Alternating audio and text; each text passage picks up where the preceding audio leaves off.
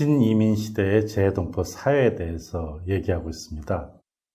이번 시간에는 기타 지역이라고 할까요? 주목받지 못하는 지역으로의 이민에 대해서 알아보도록 하겠습니다. 우리가 기타 지역이라고 합니다만은 기타 지역이라고 해서 중요하지 않은 것은 아닙니다.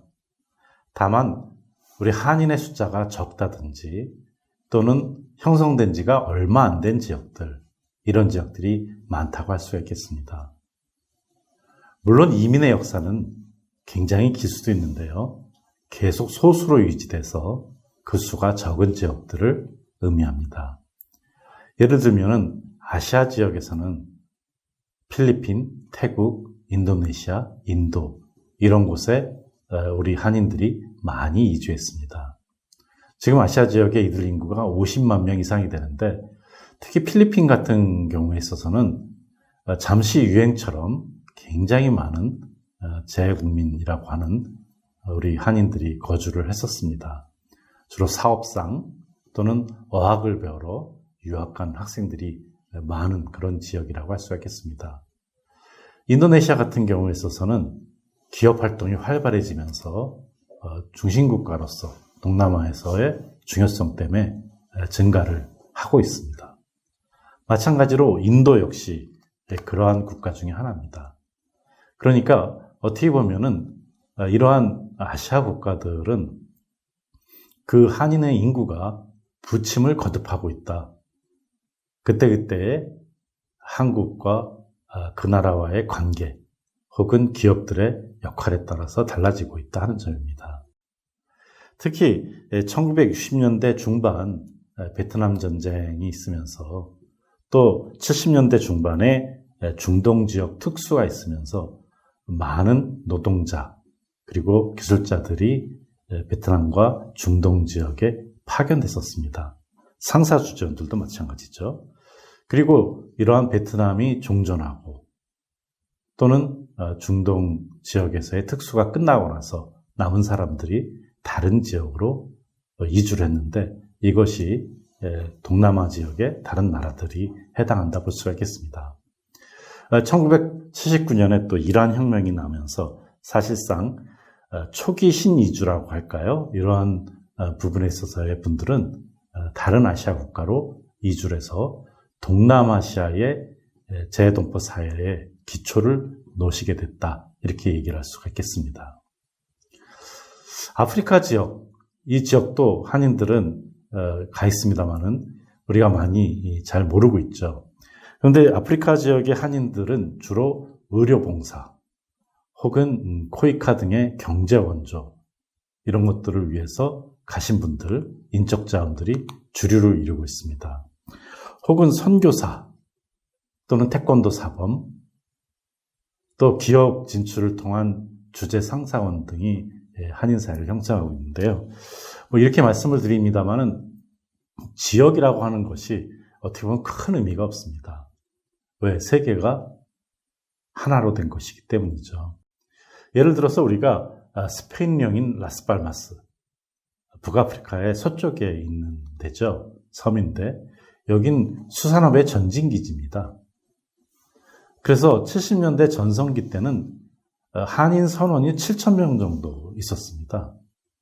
그래서 원양어업이라든지 우리 무역선에서 일하는 선원들은 단순하게 이곳뿐만 아니라 항포구에 많이 거주하게 되는 것이죠. 그러면 이분들을 위한 아프리카가 됐건 아시아가 됐건 도와줄 수 있는 한인들, 이민자들이 있게 된 것이라고 할 수가 있겠습니다. 중남미에서도 우리가 브라질, 아르헨티나, 파라과이 말고도 다른 많은 지역들이 있죠. 중미 역시 그렇죠. 유럽도 그렇습니다. 유럽도 우리가 영국이라든지 프랑스 굉장히 한국인들의 이민 역사가 긴 지역이라고 할 수가 있겠습니다. 그래서 이런 지역으로의 이민, 우리가 개별적으로 알아볼 수도 있지만 이것은 다른 지역보다 꼭 중요성이 덜한 것이 아니라 상대적으로 우리 재동포 사회의 크기라든지 또는 한인 타운의 성격이라든지 이런 면에서 차이가 있어서 다루고 있지 않다 이렇게 얘기할 수가 있겠습니다. 우리가 신이민 시대의 한인들의 이민과 함께 꼭 알아봐야 될 또 한 가지는 선교사의 파송입니다. 이 미국으로의 한인들의 이민에 있어서 교회의 역할 굉장히 중요합니다. 재동포 사회에 있어서 교회가 굉장히 중요한 역할을 했는데요. 또한 전 세계에 파견되는 선교사, 이분들도 재동포 사회에 있어서 중요한 역할을 하고 있다 하는 것입니다. 그래서 개신교라든지 천주교에서 주로 많은 분들이 나가고 있습니다만은 이 선교사들이 단순하게 선교사로 나가는 것이 아니라 봉사단체로서 나가기도 하고 또는 기업의 일원으로 나가기도 한다 하는 점입니다. 또 우리가 신이민 시대에 꼭 잊지 말아야 될 재동포 중에 하나는 입양아입니다. 입양아라고 여러분들이 들어보신 분들도 있겠습니다만은 사실상 한국인의 해외 이주에 있어서 어떻게 보면 어두운 면이 아닌가 이런 생각이 듭니다. 그렇지만 굉장히 큰 부분이기 때문에 우리가 무시해서는 안 될 부분이라고 할 수가 있겠습니다. 불행하게도 입양이라는 것 자체가 아주 공개적으로 잘 이루어지지 않다 보니까 특히 5, 60년대에는 통계가 별로 없습니다. 그래서 정확한 숫자를 알기는 어려운 형편입니다. 이 1995년에 헤이그 국제아동입양협약이라는 것이 맺어졌습니다. 그래서 만약에 국제적으로 입양이 되게 되면은 시민권을 줘야 된다라든지 그런 권리에 대한 부분들 여러 가지가 나와 있습니다만은 이것이 많이 또 지켜지지 않고 있다 하는 점입니다. 이 한국인의 입양과 관련돼서는 우리가 몇 가지를 생각해 볼 수 있습니다. 제일 먼저 생각해 볼 것은 한국 전쟁입니다. 그리고 한국 전쟁으로 인한 혼혈 아동입니다.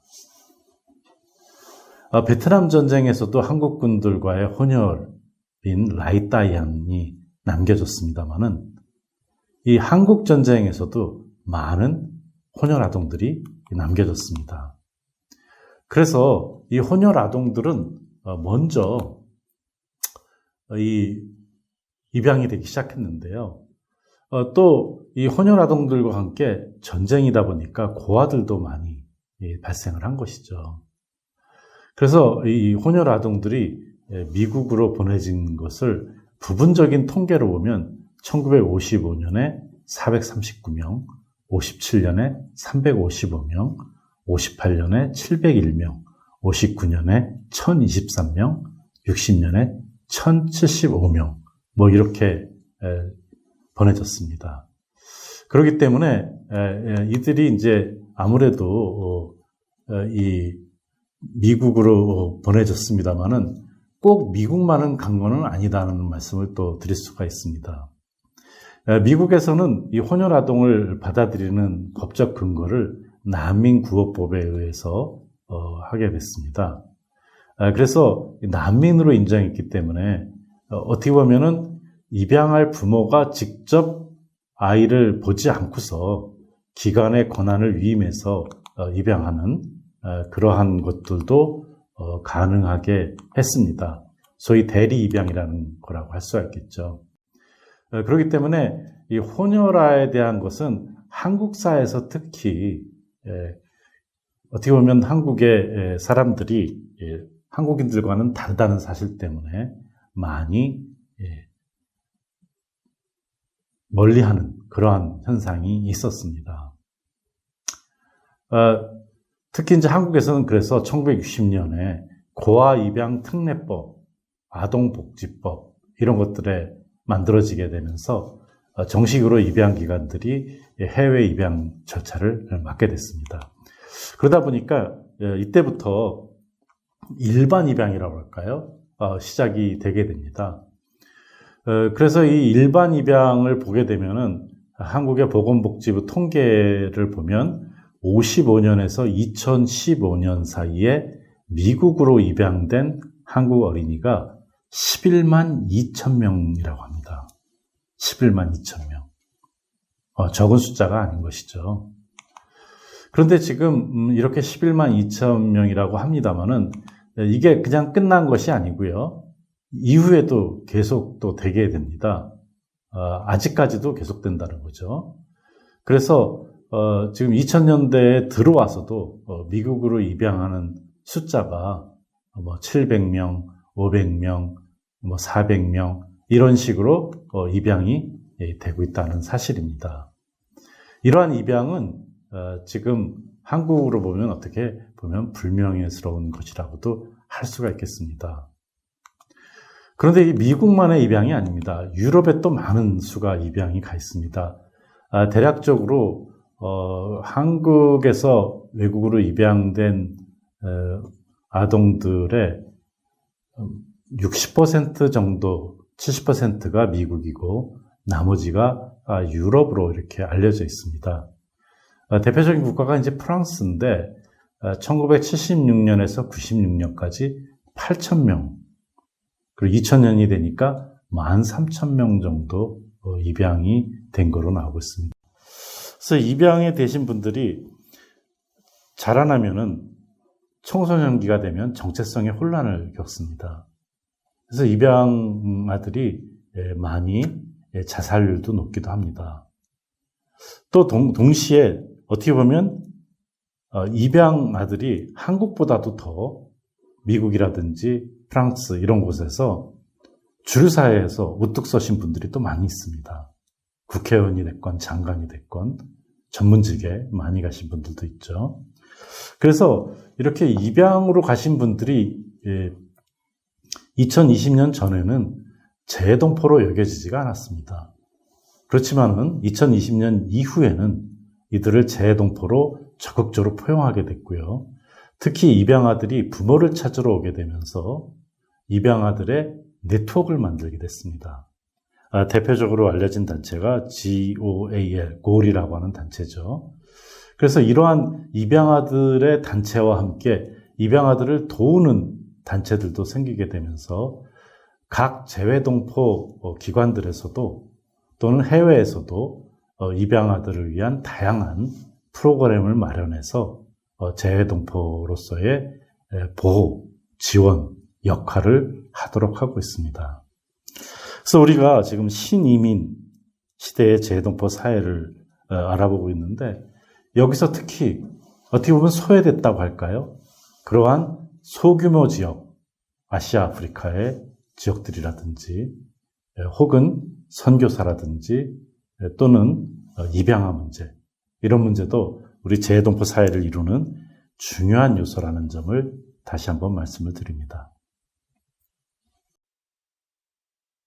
신이민에 의한 재외동포 사회의 형성에 대해서 알아봤습니다. 신이민은 해외 이주법이 발효된 1962년 이후에 주로 정부 주도로 간 첫 번째 시기부터 시작됐습니다.